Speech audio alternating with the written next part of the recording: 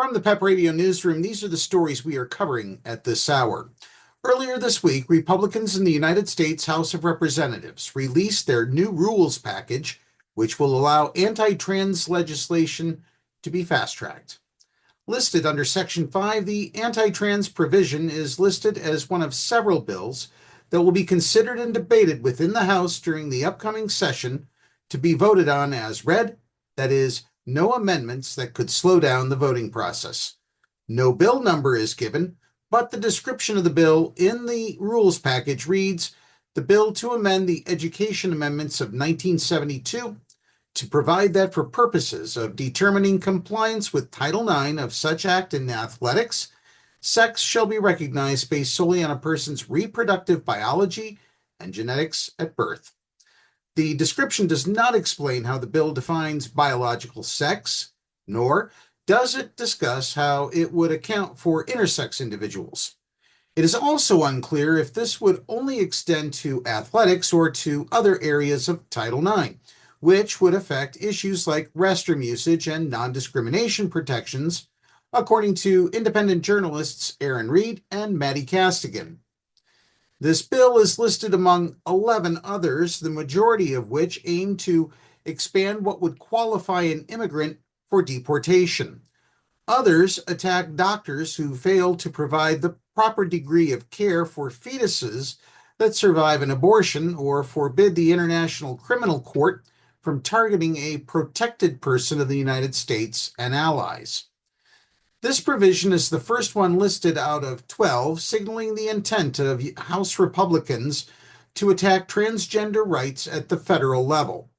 There is recent precedent for this. The recently passed 2025 National Defense Authorization Act, an annual bill that provides funding for the military, contains a provision that bans sterilizing gender-affirming care for minors. 81 Democrats voted in favor, along with most Republicans, and it was signed into law by President Joe Biden, making this the first anti-LGBTQ plus federal legislation passed in over 30 years. A separate provision proposed by Senator Tammy Baldwin, the Democrat from Wisconsin, would have removed this section. However, it was shot down by Democratic Majority Leader Chuck Schumer of New York. "We've seen this playbook before," said Senator Ed Markey, Democrat from Massachusetts. "During the debate of this provision, for decades, Republicans attacked the right to abortion. They slowly chipped away state by state, law by law, and today there is no constitutional right to abortion." Just a quick note.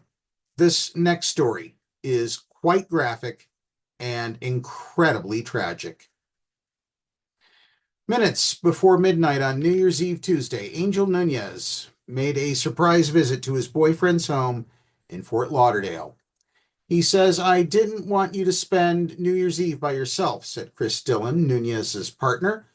Nunez, age 50, showed up at Dillon's home across the Middle River from Wilton Manors, where Christmas decorations lit up the waterway on all sides. With moments to spare before the clock struck 12, the couple embraced on the patio and took in the view. "As the fireworks exploded in the distance, I grabbed the back of his head, and he grabbed the back of my head and forcefully had the most beautiful kiss. It was so beautiful," Dillon recalled. "I said, 'I love you.' He said, 'I love you.' And then he fell," Dillon said. Nunez had been struck by what police believe was a stray bullet. "He's standing here, and all of a sudden he went like this," Dillon said, describing Nunez pulling at his shirt front.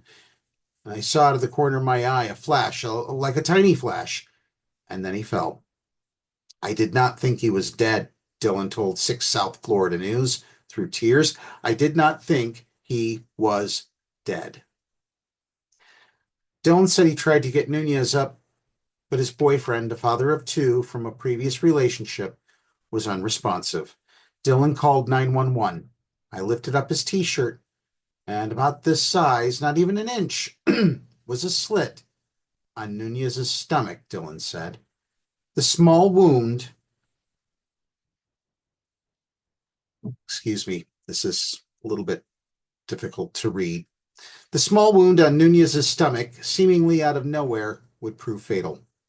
Despite the efforts of police and paramedics who responded just minutes after midnight, Nunez was declared dead hours later. I cried. I started sobbing on the floor, Dillon said through tears. It's heartbreaking. Dillon believes the stray bullet came from across the Middle River from the Wilton Manor side. Figure the odds of where he was standing, said Dillon. The bullet truly came down from this direction, he said, pointing across the waterway, still lit up with holiday decorations. On behalf of the entire team at PEP Radio, our hearts go out to Chris Dillon, the family of Angel Nunez, and their friends. You have our condolences.